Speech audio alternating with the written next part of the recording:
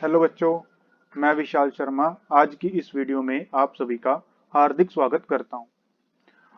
आज की क्लास में हम यहाँ पर 7th क्लास संस्कृत बुक और चैप्टर 1 को पढ़ेंगे। संस्कृत बुक में सबसे पहले चैप्टर का नाम है सुभाषितानी। सबसे पहले हम यह समझेंगे कि सुभाषितानी का अर्थ क्या है। सु का अर्थ होता है अच्छा, सुंदर और भाष का अर्थ होता है वचन, वाणी। इस प्रकार इसका जो अर्थ निकलता है वो अर्थ है सुंदर वचन अर्थात सुभाषितम। तो चलिए हम श्लोकों का अध्ययन करते हैं। सबसे पहला श्लोक है पृथिव्यां त्रीणि रत्नानि जलमन्नं सुभाषितं मूढ़ैः पाषाणखण्डेषु रत्न संज्ञा विधीयते। इसका अर्थ है पृथिव्याम पृथ्वी पर त्रीणि तीन रत्नानि रत्न हैं जलम अन्नम सुभाषितम। जलमन्नम अर्थात जलम प्लस अन्नम जल अन्न और सुभाषित ये तीन रत्न हैं।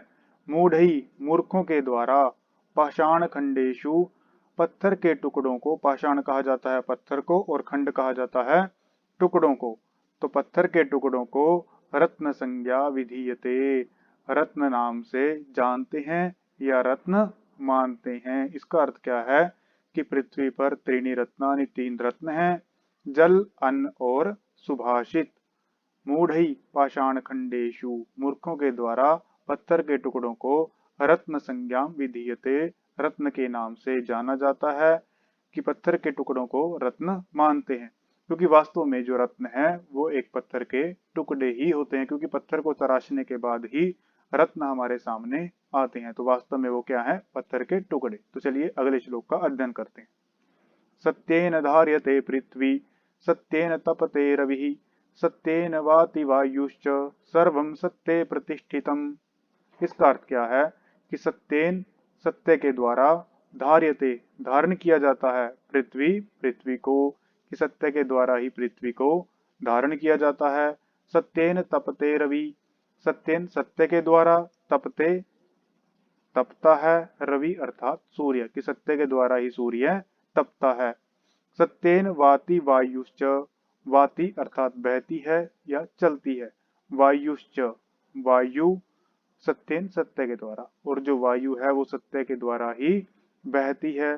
सर्वम सत्य प्रतिष्ठितम, और जो सब कुछ है वो सत्य पर ही टिका हुआ है या सत्य पर ही आधारित है। इसका अर्थ क्या निकलता है कि जो कुछ भी है वो सब सत्य है। सत्य के द्वारा ही पृथ्वी को धारण किया जाता है, सत्य के द्वारा ही सूर्य तपता है, सत्य के द्वारा ही वायु बहती है, और जो सब कुछ है वो सत्य पर ही आधारित है, सत्य पर टिका हुआ है। तो चलिए अगले श्लोक का अध्ययन करते हैं। दाने तपसि शौर्ये च विज्ञाने विनये नये विस्मयो न हि कर्तव्यो बहुरत्ना वसुंधरा। इसका अर्थ क्या है कि दाने अर्थात दान में, दान जो भी हम किसी को निस्वार्थ भाव से देते हैं उसे कहते हैं दान। तपसी तपस्या, शौर्य शौर्य अर्थात बल, शौर्य अर्थात बल। विज्ञान आप सभी जानते हैं साइंस विज्ञान। विनय अर्थात विनम्रता। नय अर्थात नीति। विस्मयो न ही कर्तव्यो, विस्मयो अर्थात आश्चर्य, कर्तव्यो करना चाहिए, न नहीं। इसका अर्थ क्या है कि दाने दान में, तपसी तपस्या में, शौर्य बल में, विज्ञान में, विनम्रता में और नीति में आश्चर्य नहीं करना चाहिए। वसुंधरा अर्थात पृथ्वी बहुरत्ना बहुत से रत्नों को धारण करती है। यह पृथ्वी पर बहुत सारे रत्न है, इसलिए अगर कोई व्यक्ति दान करता है, पुण्य करता है, तपस्या करता है, कोई व्यक्ति बलशाली है, कोई विनम्रता से बात करता है, कोई नीति के अनुसार आचरण करता है, तो हमें इन सब बातों में आश्चर्य नहीं करना चाहिए, क्योंकि जो हमारी पृथ्वी है वो बहुत सारे रत्नों को धारण करती है। हमारी पृथ्वी पर बहुत सारे रत्न है। तो चलिए अगले श्लोक का अध्ययन करेंगे। सद्भिरेव सहासीत सद्भि कुर्वीत संगतिम सद्भिर्विवादम मैत्रीम च न सद्भि किंचिद आचरेत। इसका अर्थ क्या है? सद्भि अर्थात सत्पुरुष के साथ, जो अच्छे कार्य करता है उसके साथ ही आसीत रहना चाहिए। सह मतलब साथ में, सद्भि जो अच्छे कार्य करता है उसके साथ हमें रहना चाहिए। सद्भिः कुर्वीत संगतिम, और सज्जन लोगों के साथ ही हमें संगति करनी चाहिए।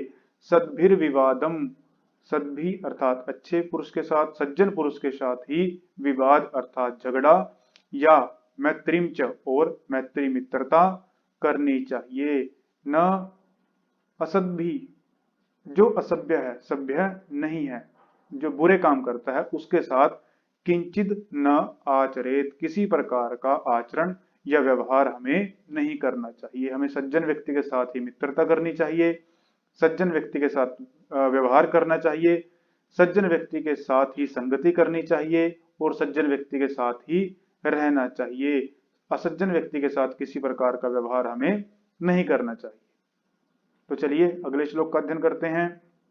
धन धान्य प्रयोगेषु, धन धान्य प्रयोगेषु, धन और धान्य के प्रयोग में, धन आप सभी समझते हैं पैसा या किसी अन्य प्रकार का धन, धान्य अर्थात अनाज, प्रयोगेषु प्रयोग में, विद्या विद्या के संग्रहेषु च, संग्रह में, विद्या एकत्र करने में, विद्या सीखने में, आहारे भोजन करने में, आहार बोला जाता है भोजन को, आहारे अर्थात भोजन करने में, व्यवहारे आचरण करने में, जो भी आप आचरण करते हैं उसको कहा जाता है व्यवहार।